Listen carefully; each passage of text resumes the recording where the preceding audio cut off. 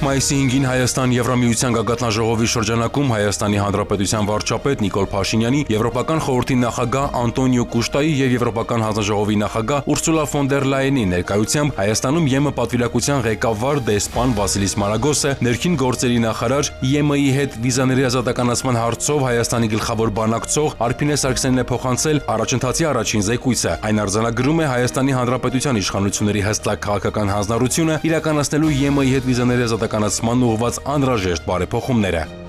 Զեկույցում մասնավորապես ասված է. Հայաստանի իշխանությունները վիզաների ազատականացման գործողությունների ծրագրով ակնկալվող բարեփոխումների իրականացման հարցում ամուր քաղաքական հանձնառություն են ցույց տվել, չնայած այն հանգամանքին, որ վիզաների ազատականացման գործողությունների ծրագիրն Հայաստանին է փոխանցվել միայն վերջերս, բազմաթիվ բարեփոխումներ կամ արդեն իսկ նախաձեռնվել են, կամ ծրագրվում են Հայաստանի իշխանությունների կողմից։ Գործողությունների ծրագրի տրամադրումից կարճ ժամանակ անց Հայաստանի կառավարությունը ներքին գործերի նախարարության համակարգման միջոցով արդեն իսկ նախաձեռնել կամ ծրագրավորել է պահանջվող օրենսդրական եւ քաղաքական փոփոխությունների զգալի մասը, իսկ փաստաթղթերի անվտանգության եւ միգրացիայի կառավարման ուղղությամբ Հայաստանի կողմից իրականացվող աշխատանքներն այժմ գտնվում են զարգացման առաջանցիկ փուլում։ Զեկույցում մանրամասն նկարագրվում են Հայաստանի կողմից գործողությունների ծրագրի 4 ուղղություններով ձեռնարկված նշանակալի քայլերն ու գրանցած առաջընթացը։ Կնքվել է պետություն մասնավոր գործընկերության պայմանագիր կենսաչափական նույնականացման համակարգի արդիականացման նպատակով, ինչը կապահովի առաջիկայում թողարկվելիք անձը հաստատող փաստաթղթերի համապատասխանությունը քաղաքացիական ավիացիայի միջազգային կազմակերպության կողմից սահմանված ամենաբարձր չափանիշներին։ Բացի այդ, 2025 թվականի հուլիսին Հայաստանն ընդունել է բնակչության պետական ռեգիստրի մասին նոր օրենքը,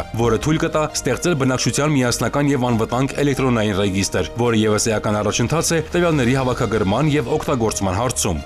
Հայաստան ակտիվորեն մշակում է սահմանների համալիր կառավարման 2026-2029 թվականների ռազմավարությունը։ Հայաստանն առաջընթաց է գրանցել նաև մի շարք ծառայությունների թվայնացման գործընթացում։ Մասնավորապես 2026 թվականի հունվարից գործարկվել է քաղաքացիության գործերի էլեկտրոնային կառավարման համակարգը։ Ընթացքի մեջ է նաև օտարերկրյա քաղաքացիների համար աշխատանքի եւ կաթության թույլտվությունների ընթացակարգերի ամբողջական թվայնացումը։ Փախստականների եւ ապաստանի մասին Հայաստանի Հանրապետության օրենքում փոփոխություն կատարելու նախագիծը եւս անցել է միջգերատեսչական համաձայնեցման փուլը եւ ներկայումս գտնվում է վերջնականացման գործընթացում։ Հայաստանը շարունակում է ամրապնդել համագործակցությունը ԵՄ անդամ պետությունների եւ ոչ ԵՄ երկրների հետ հետընդունման ոլորտում։ 2018 թվականից հետո Հայաստանը զգալիորեն ուժեղացրել եւ միջազգային չափանիշներին համապատասխանեցրել է իր հակակոռուպցիոն իրավական եւ ինստիտուցիոնալ համակարգը։ Հայաստանի կողմից հանցավորության կանխարգելման 2026-2033 թվականի ռազմավարության մշակման մեկնարկը փաստում է Հայաստանի հանձնառությունը ապացույցների վրա հիմնված քաղաքականության,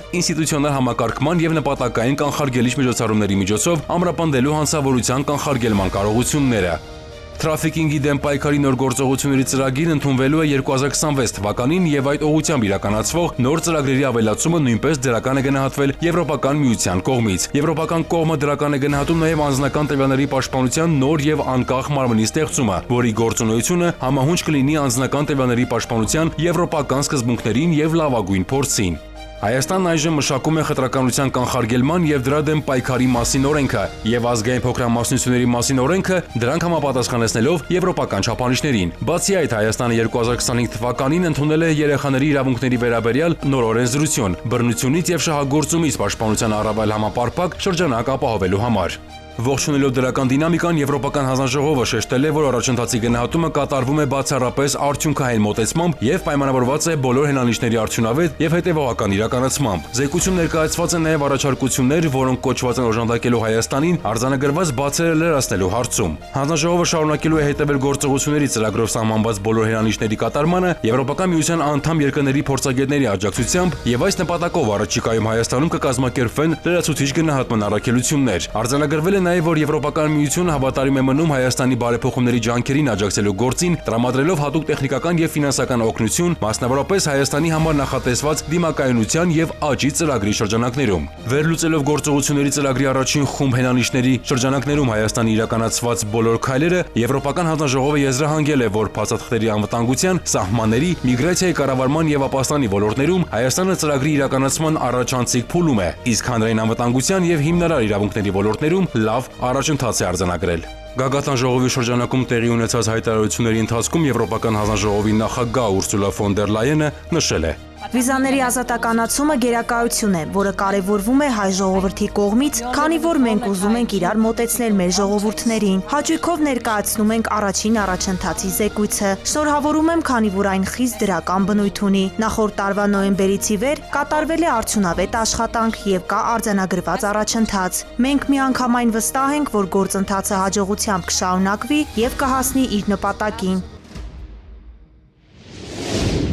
Ապրիլի 23-ին ժամը 12:40-ի սահմաններում Կոտայքի մարզի Ջրվեժ թաղամասի 19-ամյա բնակիչը երթևեկության մյուս մասնակիցների նկատմամբ դրսևորելով բացահայտ անհարգալից վերաբերմունք, ակնհայտորեն խախտելով ճանապարհային երթևեկության կանոնները, իր կողմից շահագործվող Mercedes մակնիշի ավտոմեքենայով միասնիկյան պողոտայում բախվել է թիվ 53 համարի երթուղին սպասարկող ավտոբուսին եւ մեկ այլ մեքենայի։ Քրեական օրենսգրքի մի քանի հոդվածների, այդ թվում խուլիգանության հատկանիշներով նախաձեռնվել է քրեական վարույթ։ Մայիսի 6-ին համայնքային ոստիկանության Ավանի բաժնի ծառայողները 19-ամյա վարորդին հայտնաբերել, ձերբակալել եւ ներկայացրել են նախաքննական մարմին։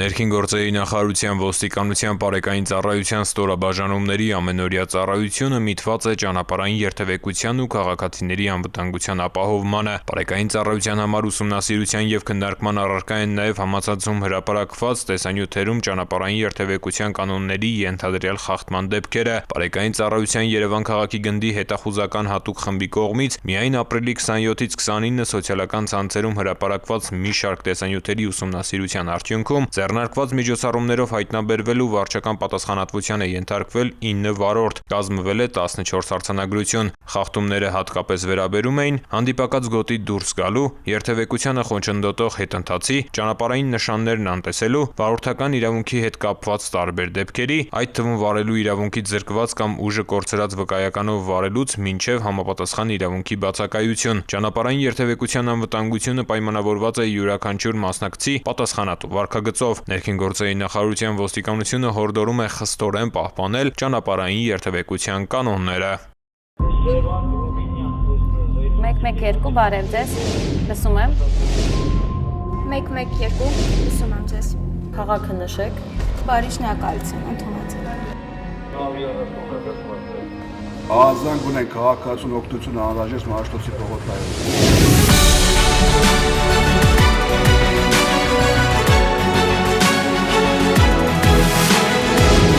112 մեկ զանգ արագ արձագանք։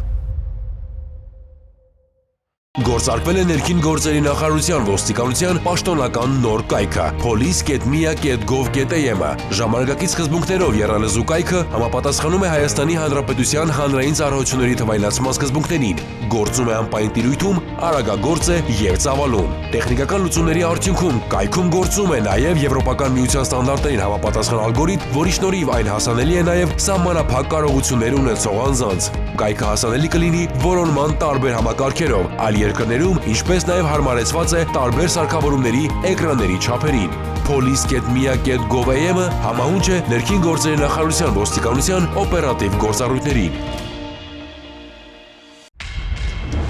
Կառավարությունն իրազեկում է։ Կասկածելի անձանց եւ կազմակերպությունների միջոցով մի ստացեք եւ մի փոխանցեք դրամական միջոցներ։ Հարգելի քաղաքացիներ, ներքին գործերի նախարարության ոստիկանությունը հորդորում է դրսևորել առավելագույն զգոնություն, երբ անծանոթ անձինք հորդորում կամ խնդրում են իրականացնել դրամական միջոցների ընդունում եւ փոխանցում։ Ձեռնպահ մնացեք կասկածելի գործունեություն իրականացնող հիմնադրամների կամ կառույցների միջոցով դրամական որևէ փոխանցում ընդունելուց կամ կատարելուց։ Այդպիսի փոխանցումների հետևանքով կարող եք ոչ միայն ֆինանսական կորուստներ ունենալ, այլև ձեր կամքից անկախ դառնալ հանցավոր շղթայի մի մասը։ Եղեք զգոն եւ չեք դառնա զեղծարարության զոհ։